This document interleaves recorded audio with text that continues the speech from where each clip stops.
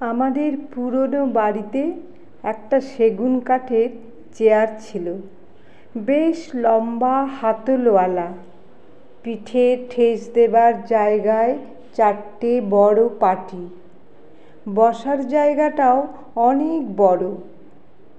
বাবা ওই চেয়ারটাতে বসতেন, বসে খবরের কাগজ পড়তেন, ডায়েরি লিখতেন, হিসেব লিখতেন।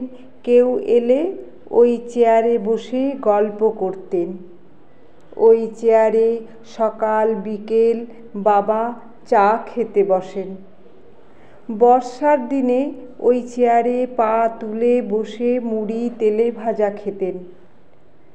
নতুন ফ্ল্যাটে উঠে এসেছি এখন, তার কোনো ঘরেই চেয়ারটি ঠিক মতো রাখা যাচ্ছিল না। নতুন সব আসবাবের মধ্যে চেয়ারটা অসম্ভব বেমানান, কিন্তু বাবার মতোই বাবার ওই চেয়ারটাও আমার ভীষণ প্রিয়। ওটা ফেলে দেব বা বিক্রি করে দেব কোনোটাই ভাবতে পারি না। চেয়ারটা দেখলেই বাবার কথা মনে পড়ে। বাবা চেয়ারটায় বসে মহাভারত পড়তেন, গীতা পড়তেন, রবীন্দ্রনাথ পড়তেন। চেয়ারটার গায়ে হাত রাখলেই আমার এখনো মহাভারত, গীতা, রবীন্দ্রনাথ কানের মধ্যে বেজে ওঠে। তবু সেই চেয়ারটাকে রাখতে পারলাম না।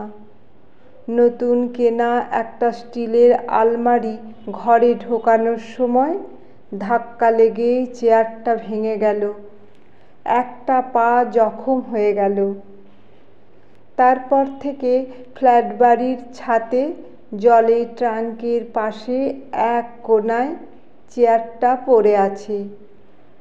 বৃষ্টিতে ভিজছে, রোদে পুড়ছে, তবু ছাদে গিয়ে সেই চেয়ারটার দিকে চোখ পড়লে বাবার কথা ভীষণ মনে পড়ে। একদিন ভোর রাতের স্বপ্নে বাবাকে দেখলাম। বাবা বললেন, খোকন, আমার আলমারিতে ছিল মহাভারত, ছিল গীতা, রামায়ণ, রবীন্দ্রনাথ।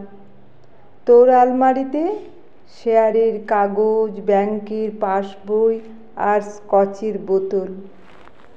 আমার খাতাপত্রে আমি লিখতাম গান, কবিতা।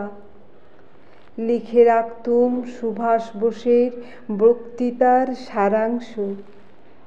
তুই তোর নোটবুকে, ডায়েরিতে কেবল টাকার হিসাব রাখিস।